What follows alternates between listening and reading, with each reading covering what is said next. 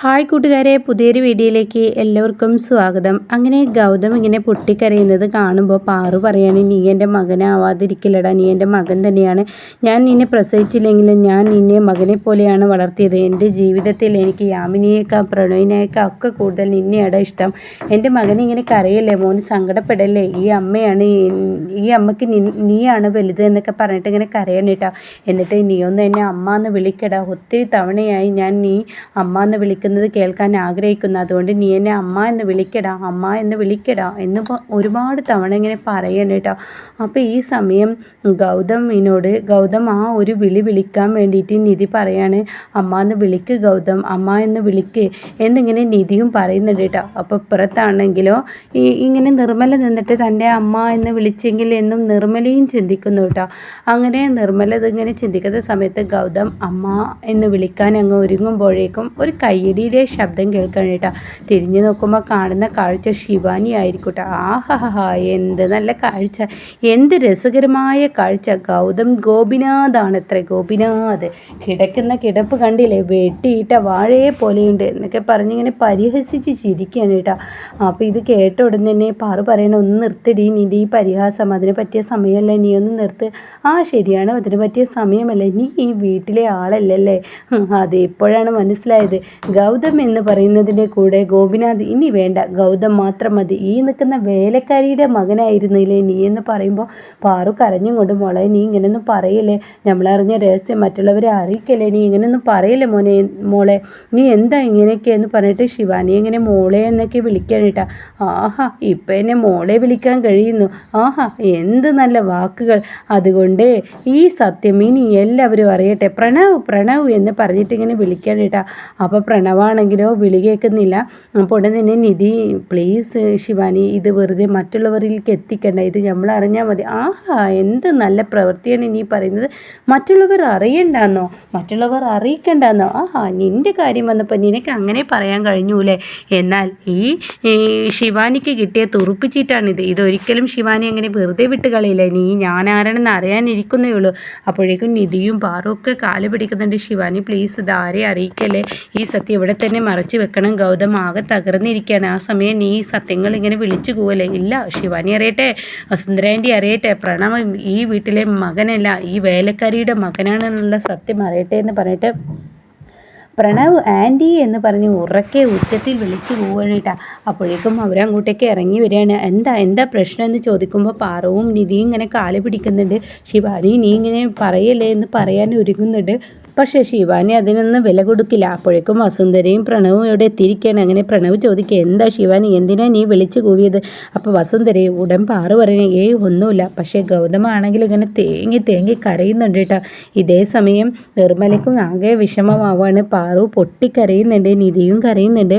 ഉടൻ തന്നെ ശിവാനി പറയണേ, നിങ്ങളെല്ലാവരും അറിഞ്ഞിരിക്കേണ്ട സത്യം, നമ്മളിൽ എല്ലാവരും നിന്ന് മറച്ചു വെച്ച സത്യം, ഈ നിൽക്കുന്ന ഗൗതം ഈ വീട്ടിലെ ആളല്ല എന്ന് പറയണേട്ടോ. അത് കേൾക്കും പ്രണവ് പറയണേ, എന്താ ശിവാനി നീ പറയുന്നത്, എന്താണ് നിനക്ക് പ്രശ്നമെന്ന് ചോദിക്കുമ്പോൾ, അതെ ഞാൻ പറഞ്ഞത് സത്യമാണ്, ഈ നിൽക്കുന്ന ഗൗതം ഈ വീട്ടിലെ ആളല്ല, ഇവൻ ഇവിടുത്തെ മകനല്ല.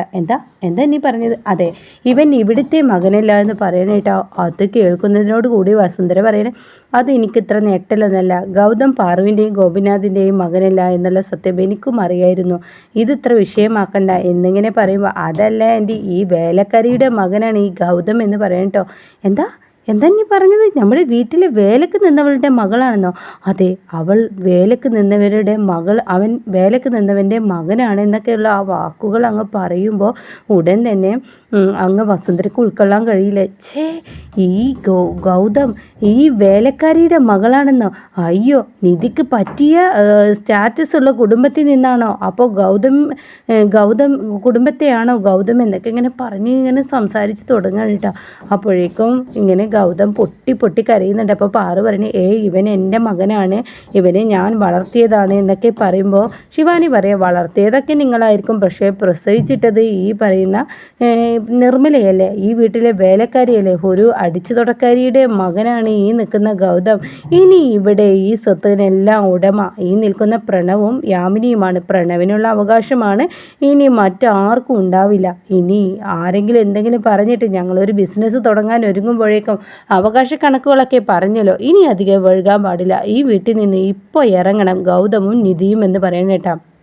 ഇത് കേൾക്കുന്നതിനോടുകൂടി വസുന്ധരയും പറയാനും ശരിയാണ്, ഇവൻ എന്തായാലും എൻ്റെ ഗോപിയുടെ മകനല്ലെന്ന് അറിഞ്ഞിട്ട് ഞാൻ ഇവനെ സ്നേഹിച്ചത് ഇവൻ നല്ലൊരു കുടുംബത്തിലെ ഒരു പയ്യനാവും എന്ന് കരുതിയിട്ടാണ്. പക്ഷേ ഈ നിൽക്കുന്ന അടിച്ചു തുടക്കാരിയുടെ മകനാണെങ്കിൽ ഇവളിവിടെ പാടില്ല. ഇവളിപ്പോൾ ഇവിടെ നിന്നും ഇറങ്ങണം, ഇവളുടെ കൂടെ ഗൗതമും ഇറങ്ങണം, നിധി ഇറങ്ങണം എന്നൊക്കെ പറയുമ്പോൾ പാറു പറയണേ, ഇല്ല എൻ്റെ മകനെ ഞാൻ പറഞ്ഞു വിടില്ല, എൻ്റെ മകനെ എന്നിൽ നിന്ന് അടർത്തി മാറ്റരുത് എന്ന് പറയുമ്പോൾ ശിവാനി ആഹാ അടർത്തി മാറ്റുകയല്ല വെട്ടി മുറിക്കുകയാണ് ചെയ്യുന്നതെന്ന് പറഞ്ഞിട്ട് ചുമരിലിരിക്കുന്ന ഫോട്ടോ ഗൗതമിൻ്റെ അടുത്ത് ഇങ്ങനെ നിലത്തിട്ട് എറിഞ്ഞ് പൊട്ടിക്കാനിട്ട് അതൊക്കെ കണ്ട് പ്രണവും ഈ പറയുന്ന വസുന്ധരയും ഒത്തിരി സന്തോഷിക്കുകയാണ്. അവർക്കൊക്കെ ഒരുപാട് സന്തോഷമാവാണ്.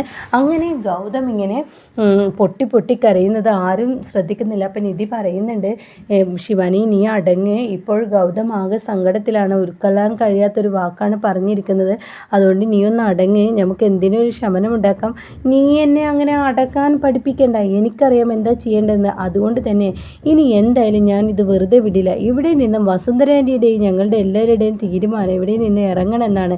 അങ്ങനെ പ്രണവിനോട് പറയുന്നത്, പ്രണവ് നീ ഒരു ബിസിനസ് തുടങ്ങാൻ വന്നപ്പോൾ ഇവൻ ഇവിടുത്തെ മകനാണെന്ന് പറഞ്ഞ് സ്വത്തുക്കളൊക്കെ അധികാരത്തോടു കൂടി കൈക്കലാക്കിയതും പോരാ, നിധിയുടെ പേരിൽ സ്വത്തുക്കൾ എഴുതി വെച്ചതും പോരാ, ഇനി ഇവിടെ നിൽക്കാൻ പാടില്ല എന്ന് പറഞ്ഞിട്ട് ആദ്യം നിർമ്മലയെ പിടിച്ചൊരു തള്ളും പിന്നീട് നിധിയെ പിടിച്ചൊരു തള്ളും അങ്ങ് എറിയുന്നുണ്ട് കേട്ടോ. അങ്ങനെ അവർ ചെന്ന് മുറ്റത്തോട്ട് വീഴുന്നത് പോലെ അങ്ങ് ആവുമ്പോൾ ഗൗതമിനെ ഇങ്ങനെ പാറു കെട്ടിപ്പിടിച്ചിരിക്കുകയാണ്.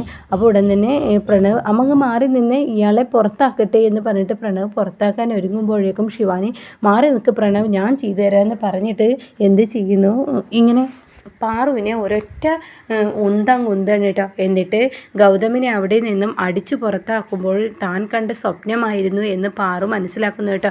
ഇല്ല, എൻ്റെ ഗൗതമിനെ ഞാൻ വിട്ടുതരില്ല, ആർക്കും കൊടുക്കില്ല, എൻ്റെ ഗൗതമില്ലാതെ എനിക്ക് ജീവിക്കാൻ കഴിയില്ല, എനിക്ക് എൻ്റെ ഗൗതമിനെ വേണം എന്നൊക്കെ പറഞ്ഞിട്ട് അങ്ങ് പൊട്ടിക്കരയാണ് കേട്ടോ. അപ്പം താൻ കണ്ട സ്വപ്നമായിരുന്നു എന്ന സത്യം അപ്പോഴാണ് മനസ്സിലാക്കുന്നത്.